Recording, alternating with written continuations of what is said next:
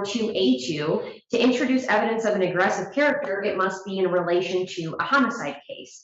We have a victim who is alive. He is able to cross-examine her. Any backstory or statements, he's going to be able to ask on direct if his client chooses to testify. So in relation to cases where it does come through, homicide cases alone, this is not admissible for this purpose. This is not a homicide case. This is a domestic violence case. And then if the defendant chooses to say, I'm acting in self-defense in this matter, also that's not going to come in because he's asserting other acts, evidence of deception, lie, self-harm, threat, blackmail, false claims. But he is attempting to relate this to the incident and to explain why he was letting her in, saying she didn't have permission, but then therefore saying, oh, well, I actually let her in because of other acts. While he may think that that's a material thing, it doesn't have probative value. So it doesn't necessarily have the tendency to make the self-defense claim or why he might have done that more or less probable. So, and also these other acts, evidence probative value does not substantially outweigh any confusion of the issues or misleading the jury. And I would just reiterate, all of this information would mislead the jury. This would confuse the jury as to who is the person that's on trial here. It's this evidence that I've proffered is probative to establishing to essentially affirm or confirm the position my client had taken for 8 months or so, which is to not seek her out, to not go and do anything with her of his own choosing, other than to respond and try to be helpful. That can then, he's not claiming self-defense, he's claiming this never happened. But there's a reason why these allegations have come up, because it's part of this common scheme of again, almost in a session with my client that is even talked about in some of these messages where she won't leave him alone. And there was one thing I heard from the prosecution that I don't know anything about is she said she's got 404B evidence, and I have not received any notice of that. So I'm not sure what that is, but if she's got her own kind of 404B, that would have to be noticed up to myself in the court. I have not heard anything about that. That is correct, Your Honor, and that is not an accurate statement to the court, given the fact I did tell Mr. Feitfelski that I was going to file my own notice after the results of this hearing. He does know I was very open with him about the police reports, about the statement. I shared with him the discovery. I have emails I can present to the court, actually. So I don't appreciate that. As far as the notice, I have to give 14 days before trial, not before jury selection, not before final settlement conferences. That's fine. I'm not trying to disparage character. I'm just saying I haven't seen anything yet. 404B 1 or 2 says a 14-day notice before trial. If trial's not going to happen for more than 14 days, I'm fine with that. But I'm just saying, I have not said anything about impugning character. And some of these, yeah, I have not received a written 404B notice. That's all I'm saying. But those in part are based on police reports. All recorded statements. Yes, Your Honor. And has defense received those, or? Yes, I do believe he has. He can correct me if I'm wrong, but if he has not received all of those, then I don't know what you mean by all. I have 2 police reports for these 2 cases. I received the first one after a case was filed. I received the second one after the case was filed, which I would add, I didn't even know there was a second file being opened until after I called and found out there was a warrant. So I don't know exactly what you're referring to, but if there is a specific email, I'm happy to look back at that. I never like to play, I don't play games. I just like to know what the details are. And in fairness, I try to do everything I can to keep everything above board.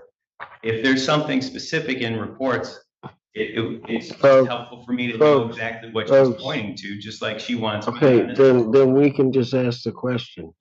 Is it something outside of the 2 police reports that he says? Not at this time, Your Honor. And as for he didn't know there were new charges, if you recall a bench conference at our last meeting, I actually asked to adjourn because we were going to review something for pending charges. Mr. Feifelsky was standing right next to me when I told the court that. So as for games, I too do not play them. And there is nothing to show that I can communicate from Mr. Feifelsky. I will file my notice timely.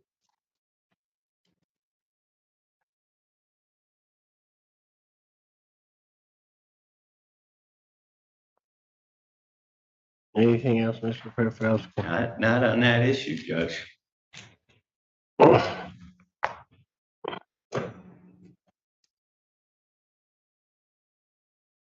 I see Councilman Chambers.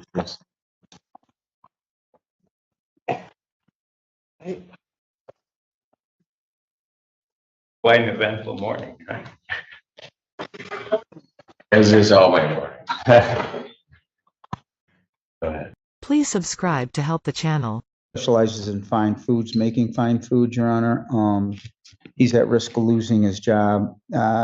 He promises, and I know the court may be somewhat skeptical, but he promises not to make any more phone calls.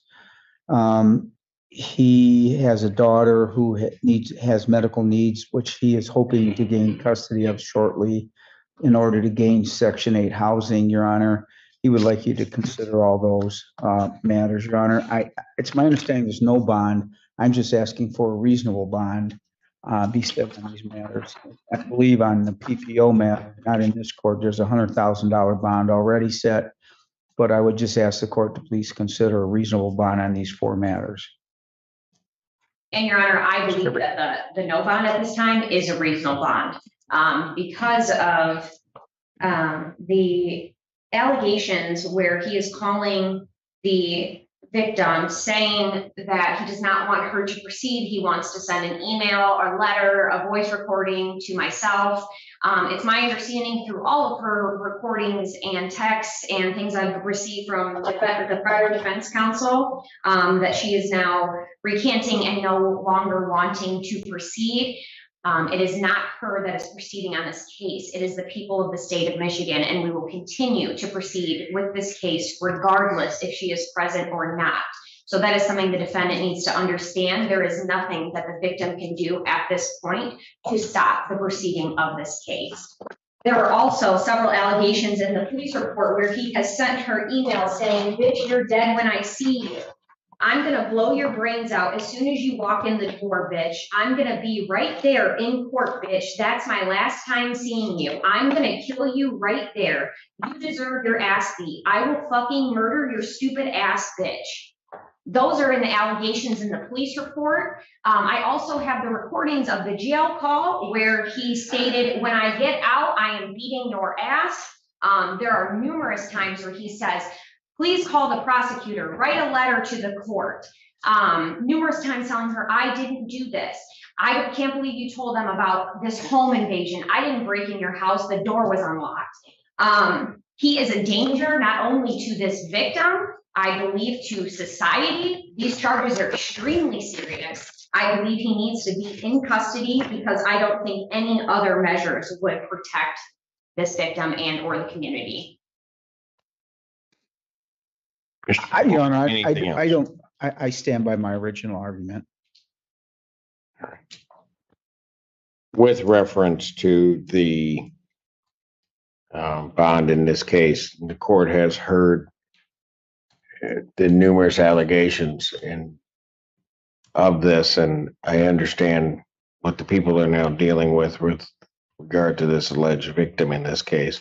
But all of that, this court believes, is caused by the defendant's conduct. I'm now, after revoking his phone privileges, I don't have hope that the defendant would listen to this court because now I have allegations that he's using other or used other PIN numbers to continue the conduct.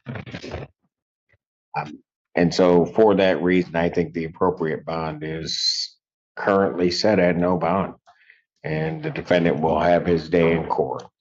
So motion for bond reduction or change in bond is denied. I will set the defendant's preliminary exam date. I'll adjourn it out, finding good cause to do so, given the withdrawal of counsel. Please subscribe to help the channel. This courtroom hearing centers on a domestic violence case where both the prosecution and defense strongly argue over the admissibility of certain evidence and the defendant's behavior. The prosecutor explains that the defense is trying to introduce evidence about the alleged victim's past behavior and character, but this is not allowed because such evidence is typically only admissible in homicide cases. Since the victim is alive and available to testify, the court does not find this information relevant. The prosecution also argues that these claims, such as allegations of deception, manipulation, or self-harm, do not have real probative value and would only confuse or mislead the jury. On the other hand, the defense argues that this background information is important to explain the relationship between the defendant and the alleged victim. The defense claims the victim had an ongoing pattern of behavior, possibly obsessively contacting the defendant, and that this context helps explain the defendant's actions. However, the defense is not claiming self-defense, but rather arguing that the alleged incident never happened, while also questioning the prosecution about possible undisclosed 404B evidence, other acts evidence. This leads to tension between both sides. With disagreements about whether proper notice and discovery were shared, the hearing then shifts focus to the defendant's conduct and bond status, which becomes the most serious issue. The prosecution presents alarming allegations from police reports and recordings, stating that the defendant repeatedly threatened the victim with violent language, including death threats, and attempted to pressure her into dropping the case. Despite claims that the victim may no longer want to proceed, the prosecutor makes it clear that the case will continue because it is being pursued by the state, not the victim. The judge expresses strong concern over the defendant's behavior, especially allegations that he continued contacting the victim even after restrictions were placed, possibly using alternative methods to bypass court orders. Due to the severity of the threats and the risk posed to both the victim and the public, the judge ultimately denies any bond reduction, keeping the defendant in custody. The court concludes by scheduling further proceedings, emphasizing that the defendant will face trial and be held accountable through the legal process.